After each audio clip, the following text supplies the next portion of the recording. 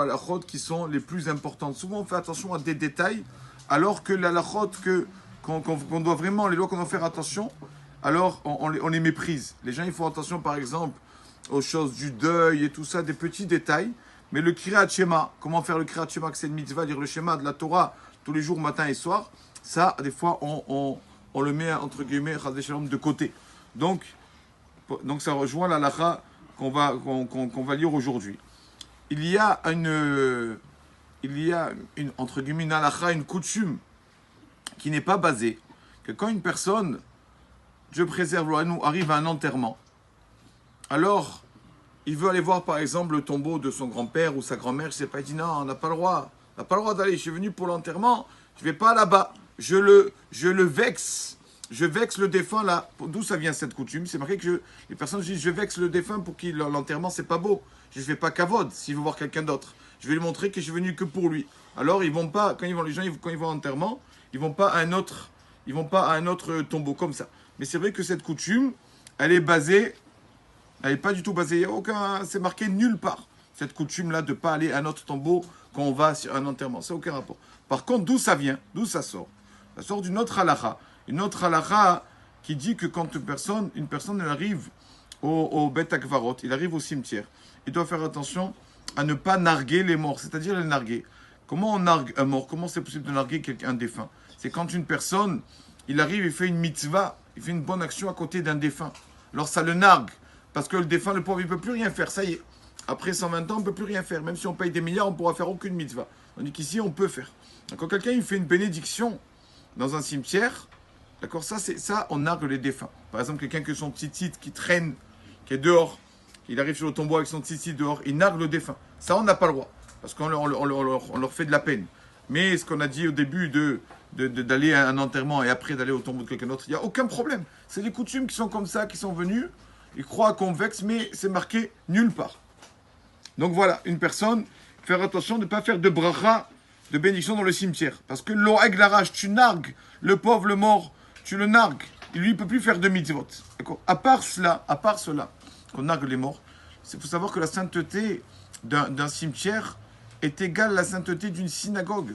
C'est pour ça que, par exemple, il y a une herbe dans le cimetière. On n'a pas le droit de prendre une fleur, on n'a pas le droit de la prendre et d'en profiter. C'est kadosh, c'est saint, le cimetière, c'est quelque chose de saint. Il y a nos ancêtres qui sont là-bas. Donc, c'est comme c'est un endroit saint aussi, on doit faire attention à ne pas manger dans le cimetière, justement pour ça. Parce que c'est un endroit saint. Donc, il dit, et le Rav, il ajoute, il dit que souvent, les personnes, ils vont dans les loulottes, sur le tombeau des tzadikim. Ils vont là-bas, ils mettent de la bourra, arak, tout ça, des choses comme ça, sur le tombeau. Il dit qu'il n'y a pas de problème, mais c'est mieux de les envelopper avec quelque chose. Dans un sachet ou quoi. D'accord? Pour pas. Dans le cimetière, c'est mieux dans la halakha. C'est un Rav de Jérusalem, le Rav Zéviri, qui avait dit ça une fois. Il vaut mieux, quand tu mets quelque chose sur le tombeau d'un tzaddik pour que cette chose soit bénie. Par exemple, quelqu'un il prend une bouteille d'anisette. Souvent, on fait ça sur le tombeau d'un tzaddik. Comme ça, cette anisette, elle est bénie. D'accord? Mais l'envelopper, d'accord, dans un sachet ou quoi, c'est beaucoup mieux au point de vue halakhique. Une petite histoire, sur la crainte de Dieu du Rav de Brisk. Rabbi Yosef Dov de Brisk. Ce Rav, c'était un dayan, un juge rabbinique. Et son fils raconte, il dit qu'une fois, mon papa était dayan, et arrive deux bouchers de la ville. Ils ont un litige financier. Et donc, je vois mon papa qui tranche favorablement, bien sûr, pour un des deux, et l'autre, pour lui, le jugement est défavorable. Alors, la personne le boucher pour lequel le jugement était défavorable a commencé à mal parler à mon papa. Et c'est un dayan, ça, c'est pas un dayan, ça, c'est un rigolo. Il commence à mépriser mon papa qui est dayan. Et je vois mon papa qui se tait, qui ne dit rien. Mon papa qui se lève, qui met son chapeau et sa veste, et qui dit rien. Et je vois que le monsieur, encore plus, le boucher, dit, mais c'est pas un rabbin, ça, c'est un faux rabbin, c'est pas un vrai dayan. Et papa qui regarde, et je vois papa qui dit, je vois l'élève de papa qui dit, Mochel, je te pardonne, Mochel Anilecha, je te pardonne. Il dit comme ça en silence. Et ce boucher, le lendemain, il prend 2 taureaux pour aller leur faire la shechita, ce même boucher qui a mal parlé au Rav de Brisk. Et d'un coup, un des taureaux qui, comment on dit, Shtolel, qui... Il encorne. Hein? Il encorne. Et il est devenu fou, il commence à l'encorner, il a tué, bien sûr, ce boucher sur place. Quand il raconte le fils du Rav Brisk, quand mon papa a entendu ça, mon papa a commencé à pleurer. A dit peut-être c'est à cause de moi. Peut-être que parce que hier, je me suis un peu énervé sur lui, qui m'a mal parlé, peut-être c'est à cause de moi. Alors moi, le fils, il dit, mais non papa, tu lui as dit pardon hier. Je t'ai entendu, tu as dit je te pardonne, tu lui as dit que tu lui pardonnes. Il lui a dit, est-ce que mon fils, tu m'as entendu que je lui ai pardonné, tu as entendu dire ces paroles de ma bouche, tu as entendu sortir ces paroles, papa, je t'ai entendu. Tu lui as dit, mon frère, je te pardonne, je te pardonne.